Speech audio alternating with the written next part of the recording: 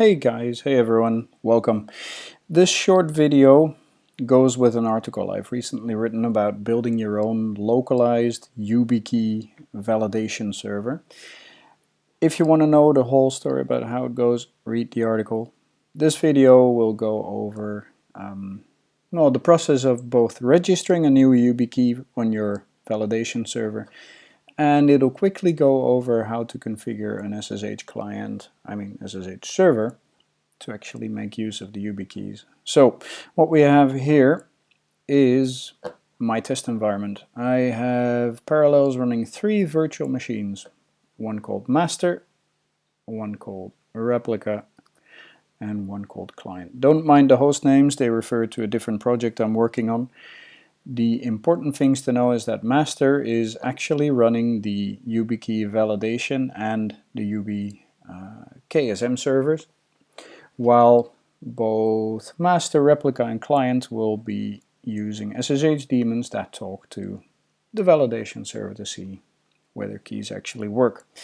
Now, as I outlined in the article, I will be registering a new Yubikey using the wonderful Yubikey personalization tool. As you can see on the right, my Yubikey is already inserted. It has a serial number, and if we go to Yubiko OTP, we can quickly generate new AES keys to be used with our local Yubikey KSM server. So, as the article states, we have slot 1, which contains the default key from the factory, and slot 2, which is, well, free to use by anybody. I will regenerate a new key pair, and I will write the configuration to my Yubikey file. Now, you won't see this, but my Yubikey just blinked its lid saying, yep, you've written this thing. Now, the important stuff that we will need to register the new key on the KSM are these 3 fields as well as the serial number. Now, what I'm going to do is hop onto the master and fire up my SQL. And I will use, what was it again, YK KSM for Yubikey key store module. And luckily I still have this wonderful old command in the buffers. What we'll be doing is inserting a new Yubikey into the keys database table. The serial number will remain unchanged. That's this one. You'll see it ends in 938 and it's still the same as the serial number of my actual hardware. I will be grabbing the public identity. I made a stupid mistake over there. I should not have just deleted those lines. Anyway, I will enter the public name into this field. Let's see, and this one was left intentionally blank. I will enter the private identity into this field, and finally the AES key, which should be kept uber secret, etc, etc. Don't go throwing those around the internet, into this field.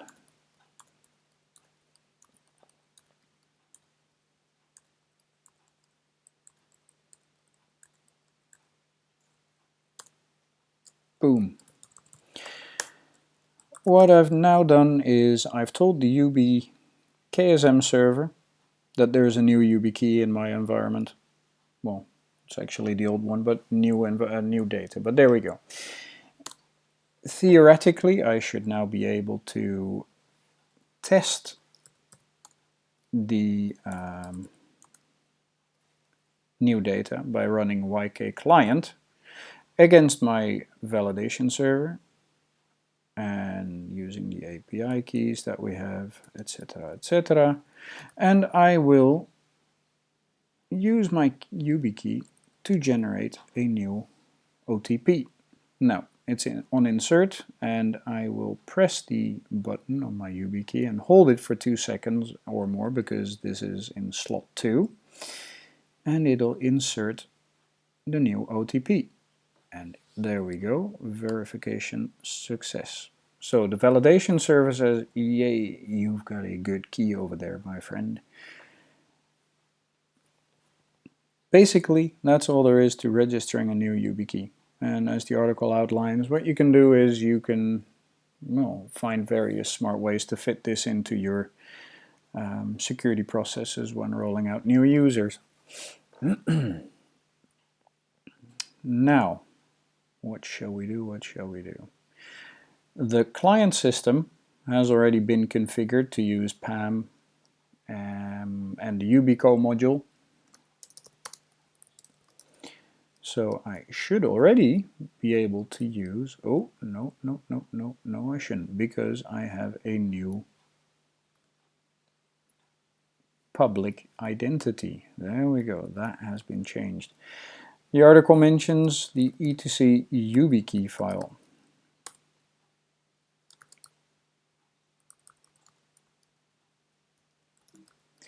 Which you should use to tie the public name of your Yubikey to the user account in question. I could actually, for shits and giggles, also tie this to root, so I can also log into the root account with this, but yeah, well, you know how it goes. Anyway, it should now work. It'll first ask me for my Yubikey OTP. Boom. And now it'll ask me for my usual password, and there we go, we're in. So how did that happen? How does all of that work? The replica host currently does not yet use the Yubikeys PAM module, so if I were to go to SSH Thomas at replica, it'll just ask me for my password, and I'm in. Now, if we go to etc pam.d, we have the sshd configuration file in there. I can make a copy of it for posterity's sake or for security. And as the article outlines, we're going to insert a new line over here. Now what I'm going to do is, for simplicity's sake, I'm just going to copy the line from the master server. But I will update it with a new client ID and API key. Personally, I like the idea of using different client IDs for each host. So luckily we have a set of API keys already registered. I know that ID3 hasn't been used in my infrastructure yet, so I'm going to copy the API key for client ID 3. I'm going to change replica to use ID 3, and I'm going to insert the API key. Double triple check how it is on the client. Yep, there we go. Now,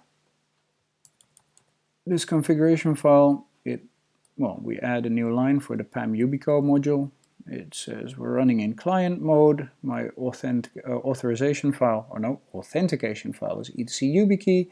My client ID is 3. My key is the long string you see over there.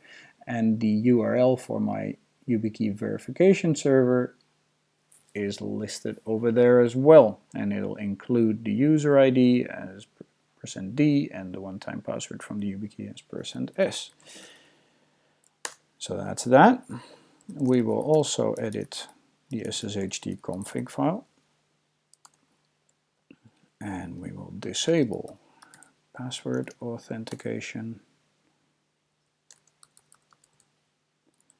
We will enable challenge and response authentication.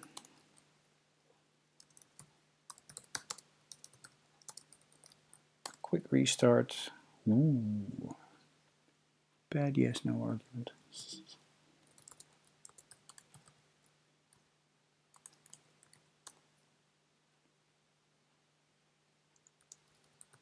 Right, uppercase, lowercase, there we go. And now it should, if I did everything correctly, prompt me for my, there we go, my Yubikey.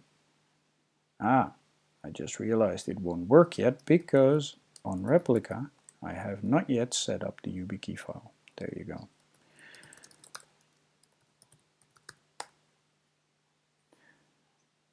So it's going to be a bit of a hassle to keep track of the Yubikey files on all your separate SSH servers. Of course you can use Puppet or Chef to keep them centralized, or as some other smart guy has figured out, you can store this information in LDAP, and then you can forego the whole etc Yubikey file.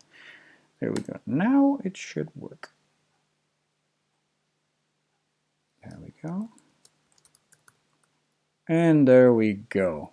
Proof that it works. Thanks for watching, guys. I hope you enjoyed it. Take care.